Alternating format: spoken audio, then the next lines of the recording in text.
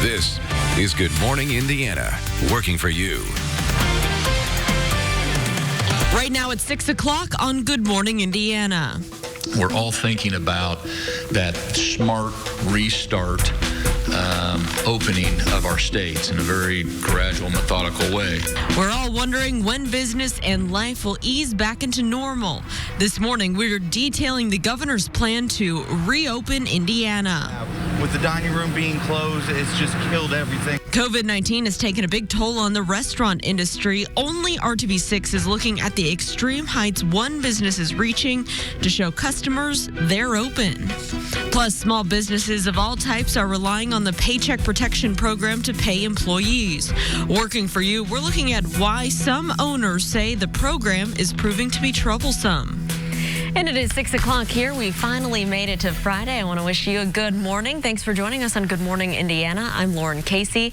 Raphael, thanks for joining us down from Franklin today. Hey, good morning. Happy Friday. We're back to social distancing, 20 miles away. Todd Clausen, Lauren and I wore green in hopes of keeping the green off your radar. It didn't work out so well. No, it didn't work out so well. I mean, you could be wearing that whitish blue color, which is snow. I guess that would be a little bit worse. So we'll take the green. I wore pink for no reason, maybe because I'm thinking more spring-like temperatures for the weekend here. As we get into the coming days, we will start to see a change and better weather head our way. But take a look at Storm Team 6 radar for us right now, and you can see that we're dealing with rain and snow across parts of the area. The snow is only in northern locations, and this is where it's going to stay throughout the entire day.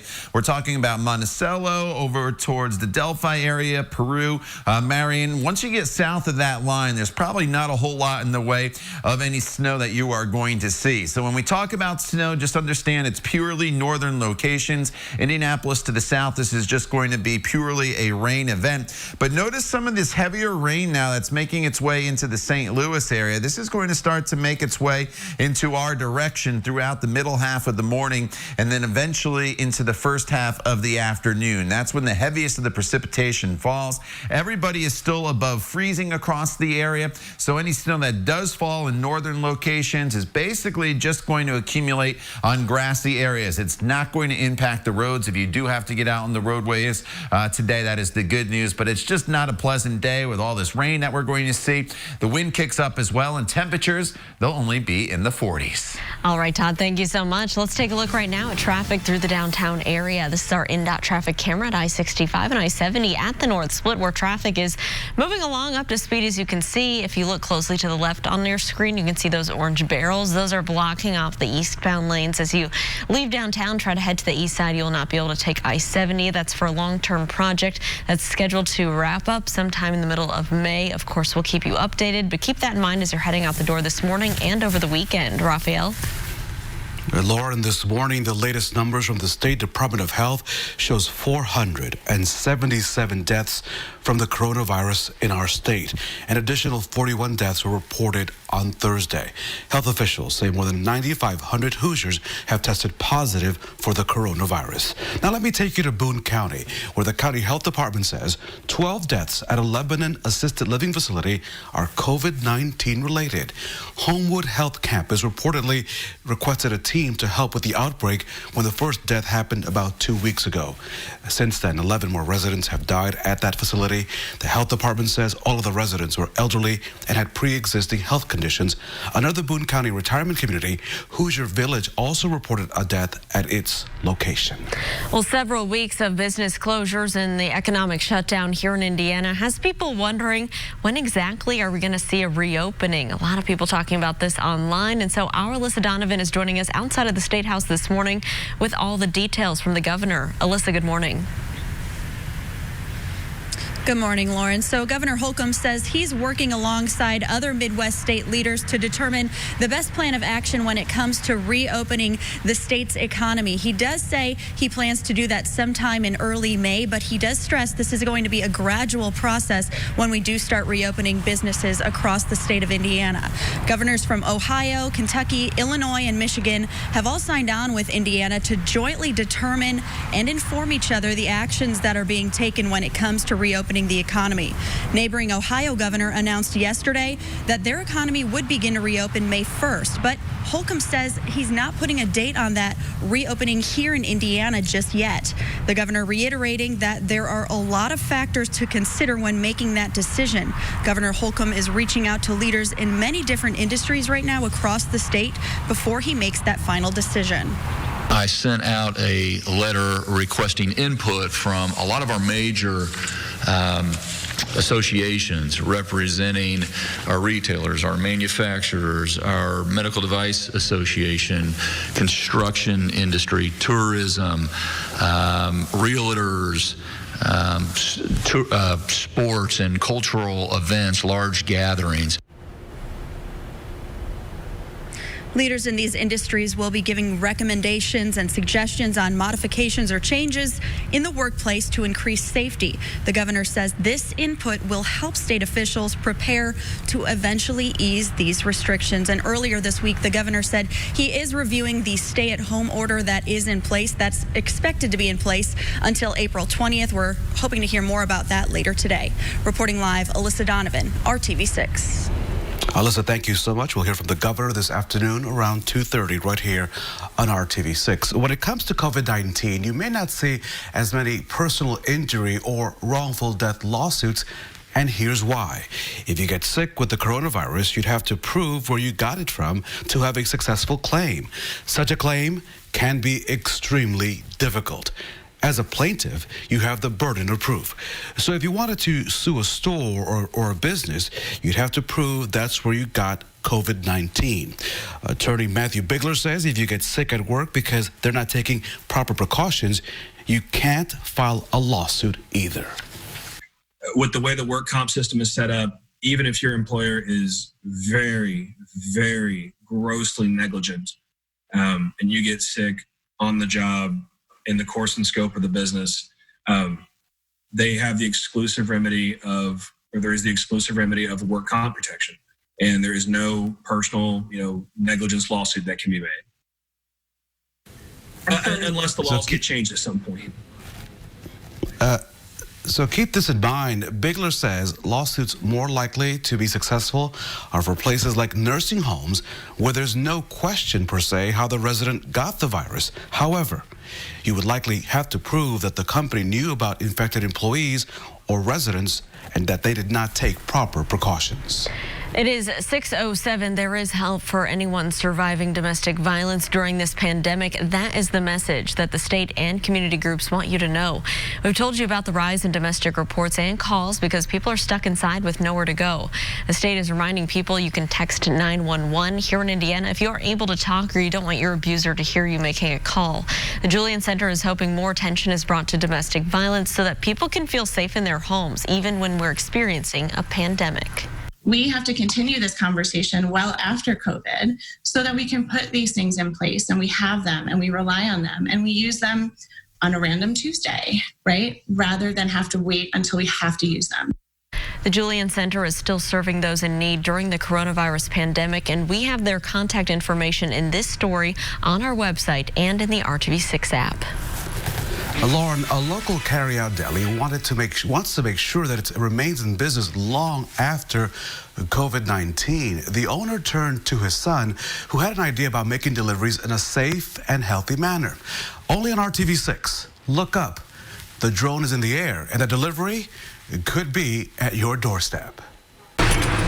At Grinder's Deli, they're grilling outdoors. We fill this whole grill up. The business wanting to make sure customers know they're open at a time many small businesses are struggling to survive. We've gone down to probably about 15% of our original business that we have.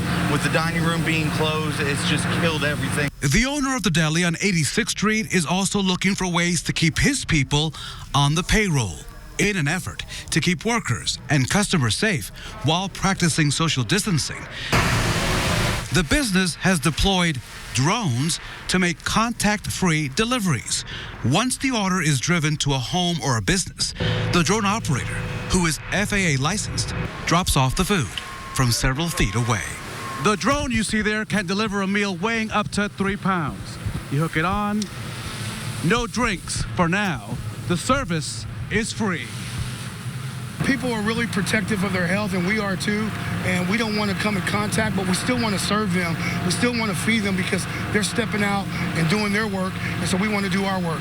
We've got buildings over here. We've got apartment complexes, big houses that we deliver to, all these businesses around that we deliver to. It's the thing of the future. In the past 2 weeks, the drones have made 7 deliveries. It's made people smile. It's kept employees engaged. And it's a reminder that while the situation in our country is up in the air, the future is just around the corner, ready to deliver. So watch out for that delivery. The drone pilot, Tegan Tinsley, tells me that all deliveries are done of line of sight, and the drones do not go above 400 feet, all to be safe and to make sure that they are healthy, and so are the customers receiving the food. Lauren? Officer Brian Lee and her family will always be remembered in our prayers. Sector 231, Patrolman Lee is now 1042 for the last time. May she rest in peace. Well, it was an honor for Officer Brian Leith under unique circumstances. What would have normally been held at Bankers Life Fieldhouse for officers killed in the line of duty, a funeral was moved to the track where racing heroes make their mark at the Indy 500. Much like Officer Brian Leith, she made her mark on this community. Beginning at the start and finish line, dozens of IMPD officers lined the track, saluting Officer Leith one by one as the coach passed by, each placing a carnation onto the trailer, carrying her picture that would have been taken to her final resting place. Accomplished and gave more in her 24 years than most could ever hope to in a lifetime. She offered a glimmer of hope and a sense of peace through her smile. On Thursday, Governor Holcomb announcing that the Indiana Women's Prison on Girls School Road will rename its nursery after Officer Leith. The 24-year-old started her career at the prison as a corrections officer. You can find complete coverage of this funeral for Officer Brian Leith right now. It's on the RTV6 mobile app and also at the IndyChannel.com. New this morning, Indigo's Purple Line is one step closer to becoming reality. And here are the details this morning. The Indianapolis City County Council's Public Works Committee voting in favor of major changes on East 38th Street. The Purple Line will run between downtown and the city of Lawrence. The ordinance paves the way for 9 miles of sidewalk upgrades as well as traffic signals. The ordinance does not include funding for the Purple Line. That's expected to come from federal grants and a mass transit income tax approved by voters. Well, millions of Americans have already applied for unemployment, and more are expected to do the same. New at 6:15, we're looking at why some states could have trouble funding the surge in claims, rather. Todd. All right, some rain and snow is falling across central Indiana, but I'll stop the Storm Team 6 radar, and you notice this heavy band of rainfall off to our west. And that is going to be heading in our direction as we get into the middle half of the morning. It's going to turn into a very wet and windy day for us. We'll talk about the rain that most of us will see, and for some of you, the snow to the north. Some minor accumulations are possible. We'll detail it all coming up in your Storm Team 6 forecast. The time now is 6:13. Stay with us. We're back in just a couple minutes.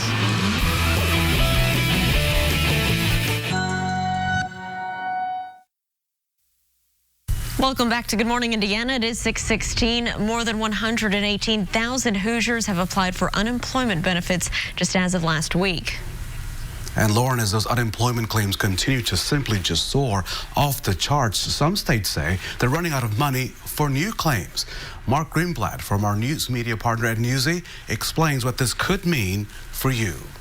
The millions of people now out of work are seeking unemployment benefits, which are paid out of state funds.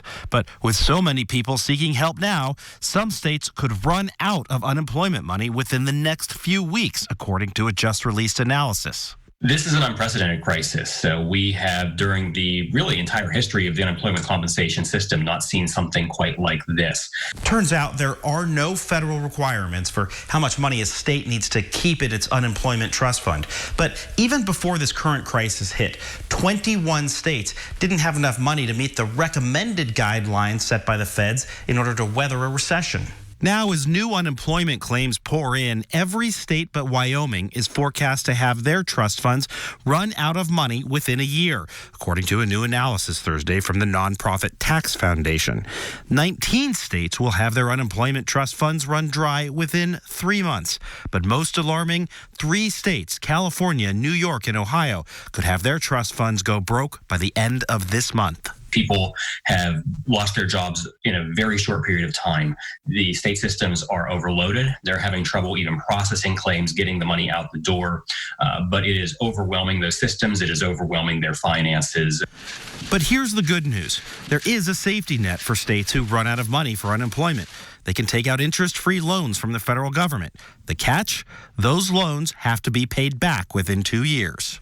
The upshot, the cost of failing to plan in advance will end up coming back to bite taxpayers, businesses, and any possible recovery to come. This will be difficult for states because as they're growing back, as the revenues are hopefully rebounding, a decent portion of it will be earmarked towards paying off federal loans they're undertaking now.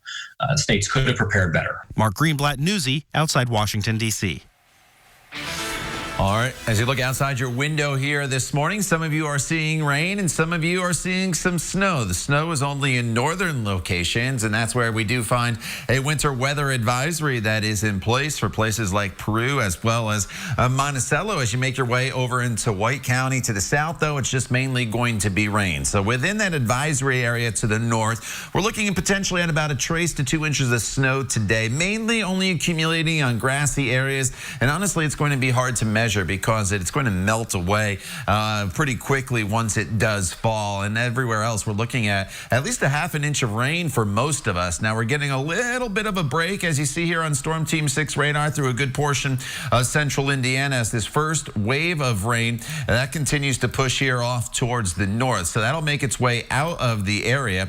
But nonetheless, for those of you in Peru, and again, I'll take you in just a little bit closer here into the Monticello area and up into places like Logansport and Deer Creek. You're dealing with the snow falling. Delphi, it's a little bit of a mix currently, but there's more precipitation coming. For those of you to the north, it's snow. To those of you across the rest of central Indiana, look at this pretty heavy rainfall that's now starting to develop across parts of St. Louis into central Illinois. This is going to be making its way in our direction as well as we make our way into the middle half of the morning and then eventually into the afternoon hours. TrueCast shows that heavier band of rain coming in by about 9, 10 o'clock across the area. And then it pushes off towards the east by 1 o'clock. Then we'll be done with the heaviest of the rain, but some scattered showers will linger throughout the remainder of the afternoon and into the evening hours. As this rain comes in, the wind is going to start to kick up as well. So it's not going to be the most pleasant of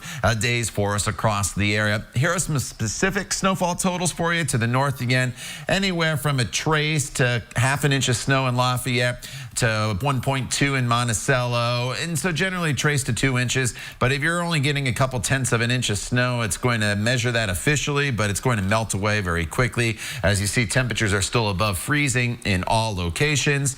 Eventually today, we'll see temperatures get up into the mid-40s across the area, so any snow will be completely gone by the middle half of the afternoon if you do see it at all. Once we get past today, better weather's heading our way. 56 with sunshine tomorrow, some spotty showers on Sunday, but not a washout. And then finally, some consistently warmer temperatures, or more seasonable temperatures, I should say, since our average high is 64. Looks like it works its way in by the middle half of next week. All right, Todd, thanks so much. We're keeping a close eye on traffic this morning. Here's a look south of downtown on I-65, a view here of Keystone Avenue, where you can see in the middle lanes, we do have construction there this morning. This is an ongoing project, and we do have lanes blocked both northbound and southbound. So keep that in mind as you travel south of the downtown area. Slow your speed and watch for crews working in that area. It is impacting left lanes at this hour. Raphael? And now you see it, now you don't. Debt collectors may get their hands on your stimulus check. You see, a loophole in the stimulus plan allows for certain private debt collectors to try to seize those funds. And that could apply to old medical debt, credit cards, and some student loans. Attorneys general from half of the states have asked the Treasury Department to revise their guidelines on debt collections.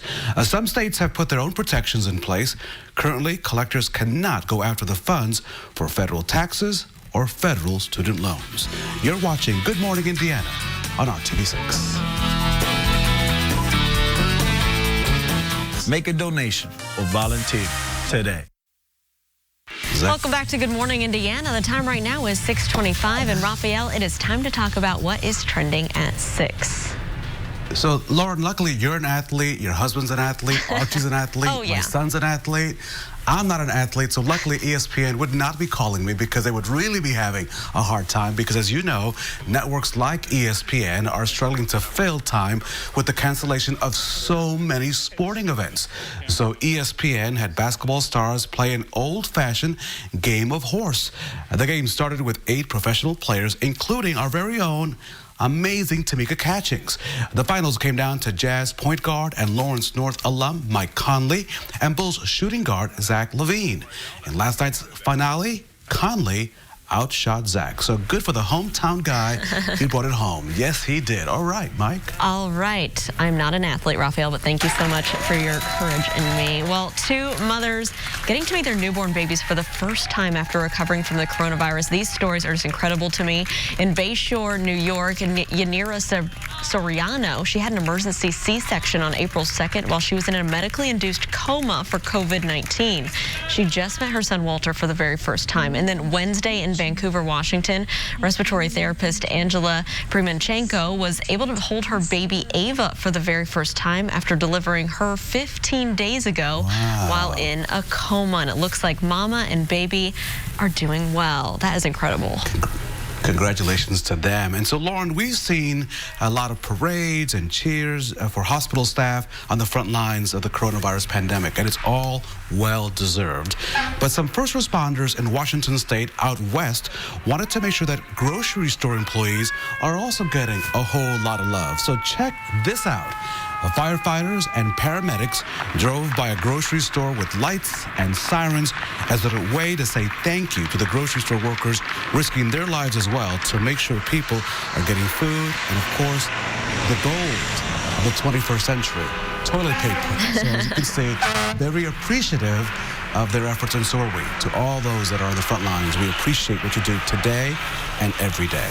Yes, we do. That is a very cool show of support. All right, well, we're trying to be supportive of our friend Todd Clausen, but he does not have the best news today, Todd. I'll take all the support I can get here for the day today, guys, because if you look at Storm Team 6 radar, here we are at 6:27 on April the 17th, and the northern half of the state seeing snow. We're dealing with rain across the metro area down to the south. The heaviest of the rainfall is still off to our west. That arrives mid-morning throughout the early afternoon hours. For those of you seeing snow, it'll mainly be on grassy areas and potentially up to 1 to maybe 2 inches of snow in spots. Everybody else deals with rain and breezy conditions throughout the day today. Most of the rain, though, should be over by mid-afternoon. Throughout the evening hours, just a few scattered showers will be possible. The better news is the weekend forecast. We'll share that with you coming up in the next half hour. Todd, thank you. Billions of dollars in help is on the way for small businesses and their employees who have been shut down by COVID-19. Working for you, John Matarese explains why getting help is not always as easy as it might seem, so you don't waste your money. If you work for a small business, the government wants to pay your employer to keep you on the job or bring you back if you were recently laid off. It's a great plan in theory, but some business owners say it's not quite working yet. Get it ready to go. Don Stewart has been repairing cars for more than 30 years. His employees are second family to him, but his business dropped off a cliff in March. I've had to lay off about 5, going on 6 people right now. Now he hopes to rehire them under the government's new Paycheck Protection Program. The idea behind the payroll protection program is to bring your employees back, put them back to work. Even at essential companies like this auto repair shop, Don tells me that business is still down over 50% from the same time last year. And that's why he says they really need some help from the government now. The Paycheck Protection Program is part of the $2 trillion stimulus, supposed to pay workers at small businesses for April and May to keep them off unemployment. But Don's still waiting. The red tape's still out there. A lot of the local banks, unfortunately, have not gone, and it's not uploaded onto the website yet. Customer Julian Thompson hopes the shop gets the money soon. They service all of our vehicles and our vans, and top-notch place. Don just hopes he'll see the money he needs to keep his men working. The small business side of it is still kind of in a holding pattern. The good news, the government will not require these loans to be paid back as long as companies promise no more layoffs. As always, don't waste your money. I'm John Matteries. Good morning, Indiana. This is Good Morning Indiana, working for you. Now on Good Morning Indiana on this Friday morning, here's a look at your 6:30 news feed. 17-year-old is recovering after being shot at an apartment complex on the city's west side. This happened around 11 o'clock last night on Beachview Drive near 10th Street. Officers say they found the young man in critical condition when they arrived. He's currently listed as stable at the hospital. More local news this morning. Also overnight, a woman found shot in downtown Indianapolis. This happening around 10:15 near North Delaware and Michigan Streets. Officers on the scene tell us the woman was found in a vehicle with gunshot wounds. She was taken to a hospital where she remains in critical condition. We're told the shooting happened in a residential area, so police are asking anyone with information to please come forward. Turning now to the latest on the COVID-19 outbreak in Indiana. The State Department of Health reported more than 600 new cases of the virus Thursday. The latest numbers show more than 9,500 Hoosiers have tested positive for the coronavirus. So far, 477 people have died. Coming up in 2 minutes, we'll have more on Governor Holcomb's plan that could soon lead to a loosening of the statewide stay-at-home order. But before we get to those top stories, we want to welcome you in here to Good Morning Indiana on this Friday. I'm Lauren Casey. And I'm Rafael Sanchez. We continue to social distance. And Lauren, this morning I was hoping that the sunflowers at the RTV6 Johnson County studio would encourage Todd Clausen to provide some sunflowers, Todd, sun. But that's not the case today, right? No, I'm sorry to let you down, Raphael. You should have just went with the tulips once again. Although the tulips, they've been closed here across most of the area with these chilly temperatures. But the sun, you'll be able to display those sunflowers, Raphael, tomorrow without any qualms, because tomorrow is your day with sunshine and warmer temperatures heading our way. Let's talk about what's happening right now, though, and that is some rain and also some snow. We're getting a little bit of a break from the rainfall through much of central Indiana, but to the north, you can see the snow is falling now in Logansport as well as Peru over towards Monticello. The heaviest of the precipitation, whether it's rain or snow, is still off to our west. And that right now you can see stretches from Champaign through St. Louis and beyond. And this is all going to be heading in our direction. And it's going to arrive mid-morning. That's when we'll probably see the bulk of some accumulating snow to the north, as the heavier snowfall rates will help to overcome the temperatures that are still running a little bit at or above freezing. If you do see that snow accumulation, it's only going to be mainly on grassy areas. As far as the rest of central Indiana, which is most of us, it's only a select few that gets into the snow. It's going to be a wet and fairly breezy day with high temperatures that'll be topping off in the mid to upper 40s. All right, Todd, thank you so much. Here's a look right now at traffic as we're monitoring your Friday morning commute. This is I-465, a little south of I-74. You can see traffic is moving along just fine there this morning, both eastbound and westbound. We'll continue to keep you updated if there are any delays you can expect for your morning commute. Raphael? Businesses in our state have either been closed or disrupted for a month now. It probably feels like a year to many of them. The big question is, when can they reopen? That, of course, is the question before the governor. Our Alyssa Donovan is live this morning outside the State House with the very latest. Alyssa, good morning to you. Good morning, Raphael. Right now, the governor is not giving a specific date on when he plans to reopen the economy here in Indiana. All he is saying is early May. He doesn't want to give those specifics yet, and that was a main topic of yesterday's press conference. The governor addressing that as one of those concerns. Right now, he says Indiana is working in partnership with neighboring states like Ohio, Kentucky, Illinois, and Michigan to determine when to decide the best plan of action to reopen. He says they are going to continue to base these decisions on the data, stressing that the next few days are very important in making that determination. You see this, if the trends continue and we continue to make progress, we're all thinking about that smart restart opening of our states in a very gradual, methodical way if the numbers continue to hold and the trends continue to hold. And the governor has also reached out to leaders in several major industries in our state to receive recommendations and modification suggestions to make workplaces safe for employees when businesses reopen. And the governor of Ohio, neighboring state Ohio, did announce yesterday that they will be reopening their economy May 1st. And the governor says he is just not ready to make that final decision. Reporting live, Alyssa Donovan, RTV6. More on this, Alyssa. A group of people are saying they're growing impatient with the stay-at-home order. They say they plan to defy social distancing recommendations and hold a protest tomorrow afternoon outside the governor's mansion in Indianapolis. The protest is being organized by two conservative political groups, the Indiana Conservative Alliance and the Grassroots Conservatives Group.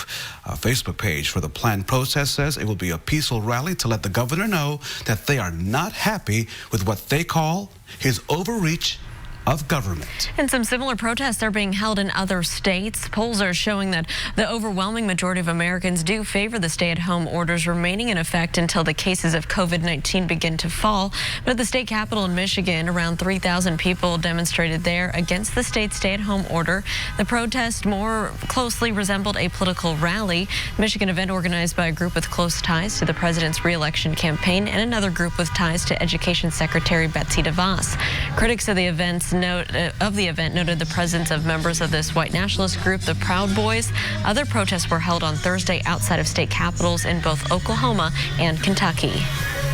Those stay-at-home orders, whether in those states or here in Indiana, have meant a lot of Hoosiers really are out of work. You've seen the numbers. You've felt the pain, which means a number of folks have had to file for unemployment by the tens of thousands. Here's a look at the newest numbers on unemployment claims in our state. These are from the Indiana Department of Workforce Development. Now, this all began the week that ended March the 21st, when almost 60,000 Hoosiers applied for unemployment. And that number more than doubled the following week. And even though it has started to slowly come down, the number has been well over 100,000 for 3 consecutive weeks now. Last week, more than 118,000 Hoosiers applied for unemployment benefits. That means almost 450,000 people in our state have applied for benefits in 1 month's time. Well, there are a number of other companies that are still hiring during this COVID-19 pandemic, and we're always committed to our Hiring Hoosiers campaign to let you know about available jobs. So let's take a look at our Hiring Hoosiers job feed. Hill Landscape up in Hamilton County wants to hire you, and they're willing to train their new hires. The company is giving you a chance to start a brand new career. Telecommunications company MetroNet is hiring a sales assistant in Carmel and broadband technician in Lafayette. Dial America is hiring a customer service rep for U.S. Bank in Indianapolis. This is a full-time position.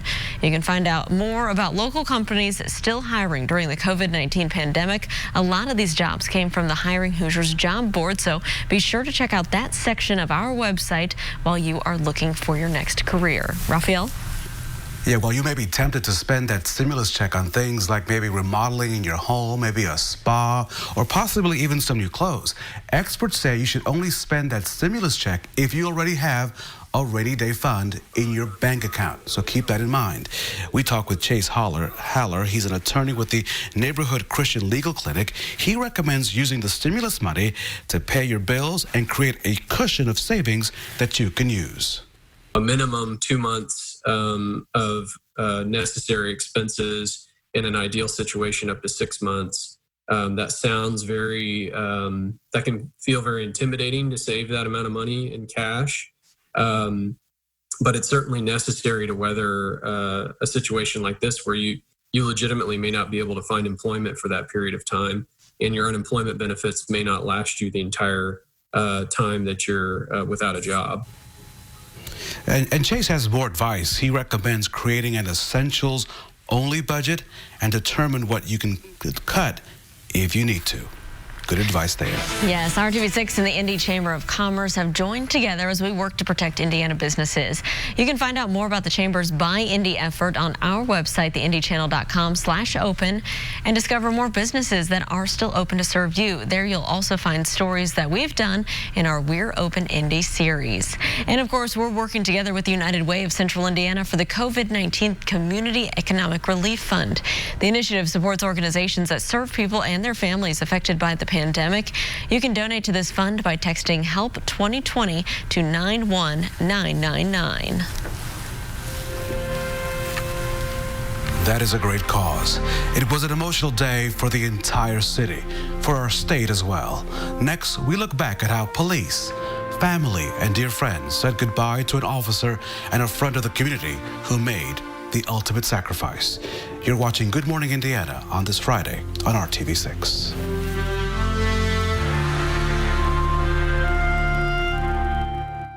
For the same flooring? Floors to your home, that's who.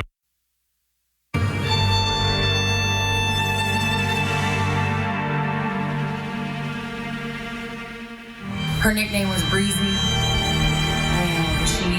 she was like the wind. I mean, she just was a force when she came in the room. Definitely knew she was there.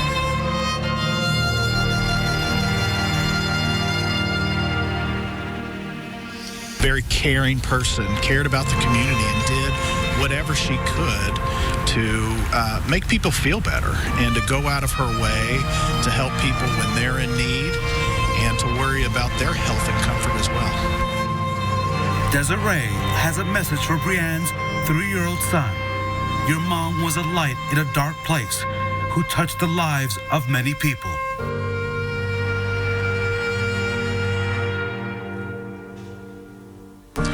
Officer Brianne Rochelle Leith courageously stood her post, representing what is best in society.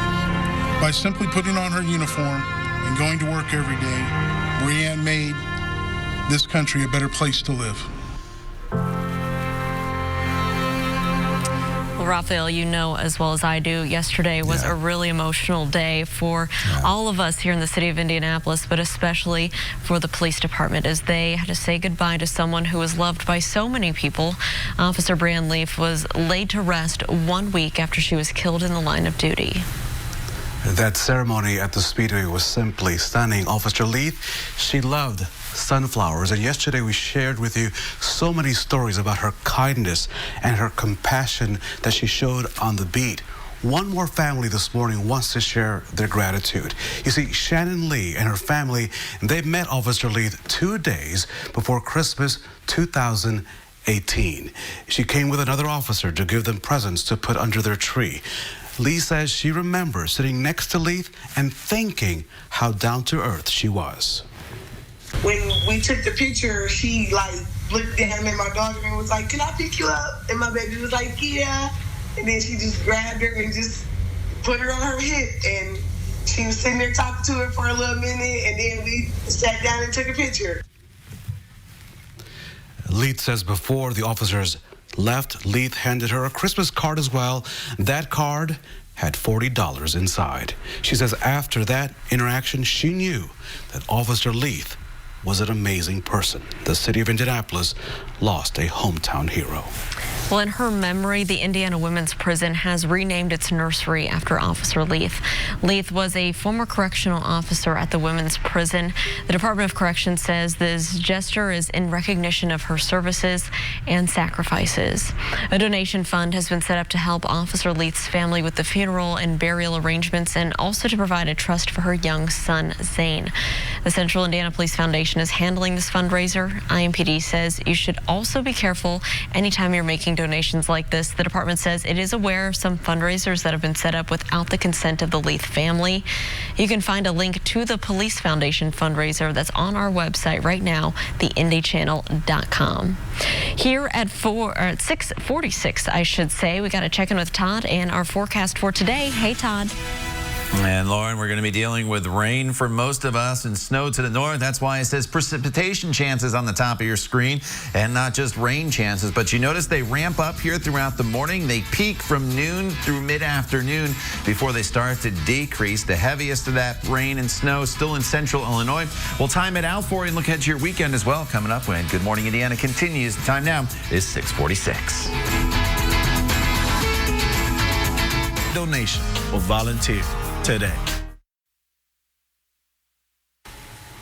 Something new is coming to Facebook. Instead of just a smiley face or a thumbs up right on the social media platform, now you will also see a care emoji. What does that look like? Well, the icon is a smiley face hugging a heart. Facebook says it's meant to show caring and solidarity when commenting on a post, video, or message during this pandemic. On Messenger, users will be able to toggle to a vibrating heart for when a regular heart just doesn't feel like it's enough. The new feature, that rolls out today.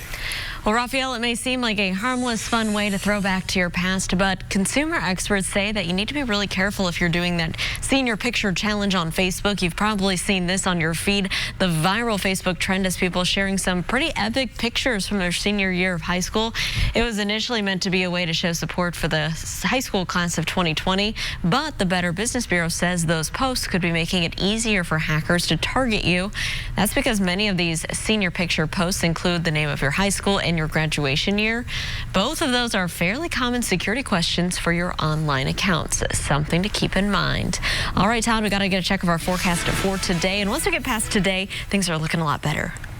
You know, a lot better. It's going to start to feel a lot more spring-like, Lauren, once we get into the weekend. Not so much tomorrow. It's a little on the chilly side. But by next week, we're talking about temperatures that are going to be seasonable in the mid-60s. Before we get there, we have to get through today, which is not going to be the most pleasant of days. We've already been dealing with rain and snow across parts of the area, although getting a little bit of a break right now, as you can see through much of the metro area, with just some patchy drizzle going on. To the north, though, we are dealing with a little bit of snow across parts of the area. Up towards Peru here, back towards Monticello, some snow is falling, and that's where we'll see the accumulation. Much of the area is not going to see accumulating snow. Most of us are just going to see the rain. And you notice back across parts of the Champaign area, in the last few frames here, you see the real dark blues, and then eventually there's some red there, which is the heavy rain. If you get intense snow, it's not out of the question that you'll toggle back over to, or intense precipitation, I should say, that it'll go from rain back over to snow as that falls. But again, most of us are just going to be dealing with rainfall throughout the course of the day. And I'll show you this on TrueCast. While we've been dealing with some rain and snow, the heaviest of that rain, what I just showed you in central Illinois, really comes in from about 9-10 o'clock onward throughout the course of the morning, and then it pushes off towards the east, and it's out of here by 1-2 o'clock. So it's definitely more of a midday thing onward that we'll be dealing with the potential for some of these showers. And as far as the snow goes in northern locations, it's not going to amount to a whole lot. If you do see it at all, it's just going to be on grassy areas, and we're talking about a trace to an inch, maybe just a little bit more than that. Temperatures still above freezing, so a lot of that snow, if you do see, it's going to melt away. Otherwise, it's just a cold rain for pretty much everybody. Our dog walking forecast, we got Tucker here today, and Tucker looks like he's tuckered out there, just laying on the floor with all these social distancing walks probably going on. And as far as the forecast goes for the day today, we give you the yellow pause, and thanks to Aaron for sending Tucker in. We'll give you the yellow pause for the rain and also the temperatures that will be in the 40s. Here's the better weather ahead. 56 tomorrow with lots of sunshine, 60 on Sunday with some spotty showers, and then temperatures next week are pretty consistent once we get past Monday, which is still a nice day with sunshine at 58. Temperatures will be seasonable with highs that return to the mid-60s. The time 52. This is Good Morning Indiana. You're watching right here on RTV6. RTV6 app on your phone or streaming device. It is Friday. It is time to end the week with some good news. We need it after a long week. And as you know, many graduates will be unable to go through commencement because of COVID-19. But one company says it is coming to the rescue. And Raphael, that company is one that makes something that a lot of college students might know a little bit of something about. Natural Light Beer. Natty Light holding a worldwide commencement on Facebook Live for the class of 2020 next month.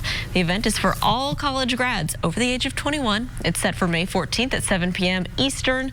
The worldwide commencement will feature a variety of guest commencement speakers, including IU grad and Shark Tank star Mark Cuban. There you go. That should be cool. So check this out. So people are staying inside to stop the spread of the virus around the world. And sometimes the only time that people are going outside, of course, is to take out the trash. So some people decided to get really creative with their trips to the curbside, which led to this.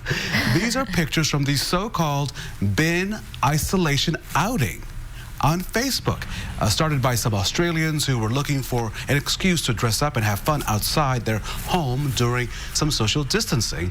The group now has 900,000 members and is sharing videos and pictures of people taking out the trash all over the world. I can't even get my kids to take out the trash, let alone dress up to take out the trash. This is what it's come to. We're dressing up to take out the trash. That's okay. Oh, Todd, if people are heading out to take out the trash, I know it's my trash day. It's not going to be the best weather. No, it's wet and it's breezy here throughout the day today. A little snow to the north. Way to the north, there's some minor accumulation, but it's mainly rain for most of us. Temperatures in the 40s. Todd, thanks, and thank you for joining us. We're back in 25 minutes, and they're out. Good Morning America with news, weather, and traffic.